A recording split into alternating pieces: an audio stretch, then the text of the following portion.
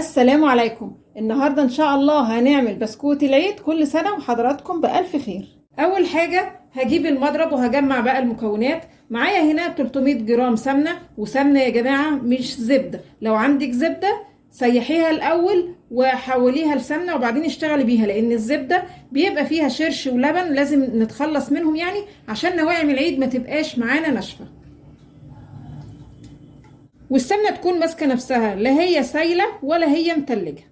200 جرام سكر بودر، باكو فانيليا، وحاجة بسيطة قوي بطرف المعلقة ملح.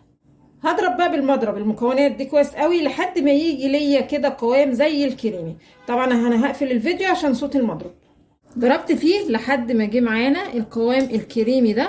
طبعا وانا بضرب فيه كده السمنه كانت ساحت شويه عشان النهارده الدنيا حر، فخدت حلة المضرب يعني وحطيتها في التلاجة حاجة كده زي 10 دقايق. السمنة سقعت تاني وضربتها وطلعت معانا بالقوام الجميل ده. هضرب بقى معاهم 3 بيضات، بس انزل بواحدة واحدة، منزلش بالبيض كله مرة واحدة. وهو ده القوام بقى الكريمي بعد ما ضربنا البيض واحدة واحدة. بعد كده معايا 500 جرام دقيق، هنزل واحدة واحدة بقى كده على الكريمة اللي عملناها. بس لازم خطوة نخل الدقيق دي تتعمل لانها مهمة جدا. وانا بنخل الدقيق كده هنزل بمعلقة صغيرة مليانة بيكنج باودر. اقلب بقى المكونات مع بعضها. خلاص كده العجينة جهزت معانا. بصوا عجينة طرية جدا وحلوة قوي. دلوقتي انا هشكلها بالمكنه.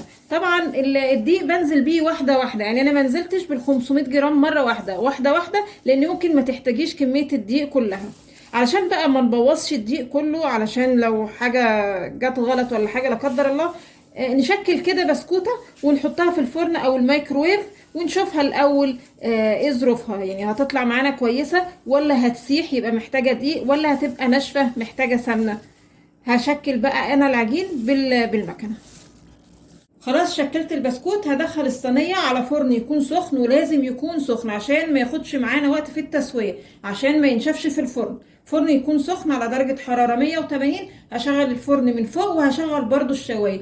مش هياخد معاكي حاجه زي 10 دقايق. بعد 10 دقايق هتلاقيه خد لون ذهبي فاتح كده، وكمان البسكوته تيجي تحركيها تتحرك معاكي كده يبقى استوت. خلاص كده البسكوت استوى، فاضل بس صينيه في الفرن. طبعا احنا اول ما بنخرج البسكوت من الفرن بيبقى طري شويه، فما ننقلش البسكوت على طول من الصينيه، نستنى شويه لما يبرد خالص ويبقى ماسك نفسه. تعالوا بقى نشوف واحده كده ونشوف ايه الاخبار. بسم الله. بصوا البسكوت ده يا جماعه بيبقى هش جدا وطعمه حلو قوي، وكمان يعني ايه بيبقى مقرمش شويه، بس برضو لما تيجي تاكليها تلاقيها طريه، يعني مقرمشه بس في الوقت نفسه طريه. ودي التسويه بتاعته من تحت اهي. يا رب النهارده البسكوت يكون عجبكم، ولو عجبكم الفيديو فضلا الاشتراك في القناه.